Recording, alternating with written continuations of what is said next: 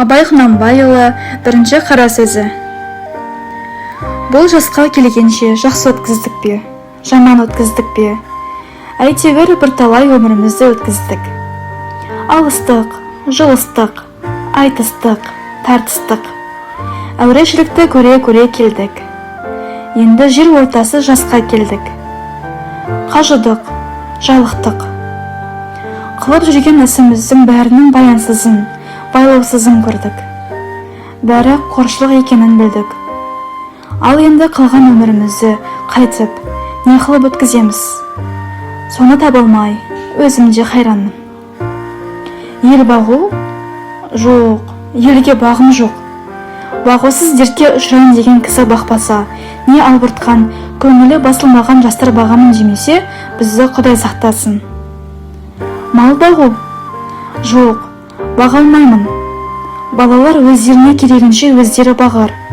Енді қартайғанда қызығын өзің түгел көре алмай тұғын, ұры, залым, тілімсектердің азағын бақып беремін деп, қалған аз ғана өмірімді қор қылар жайым жоқ. Ғылым бағу? Жоқ, ғылым бақырға да ғылым сөзін сөйлесер адам жоқ. Білгеніңді кімге үйретерсің, білмегеніңді кімнен сұрарсың? Елсіз, күнсізде кездемені жайып салып, қолына кезін алып отырғанның не пайдасы бар? Мұңдасып жер тарқатсар кісі болмаған соң, ғылым өзі бір тез қартайта тұғын күйік. Софылық қылып дін бағу?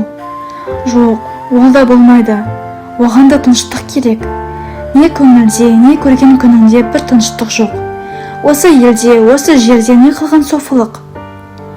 Балаларды бағу? Жоқ, баға алмаймын.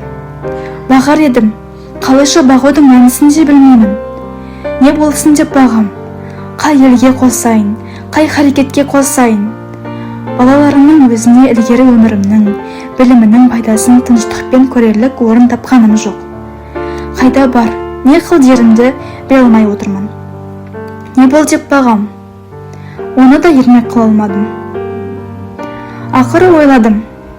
Осы ойыма келген нәрселерді қағазға жаза берейін.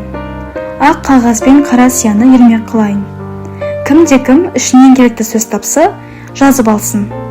Я оқысын. Керегі жоқ десе, өз сөзім өзімдікі дедім де, ақыры осыған байладым. Енді мұнан басқа ешбір жұмысым жоқ.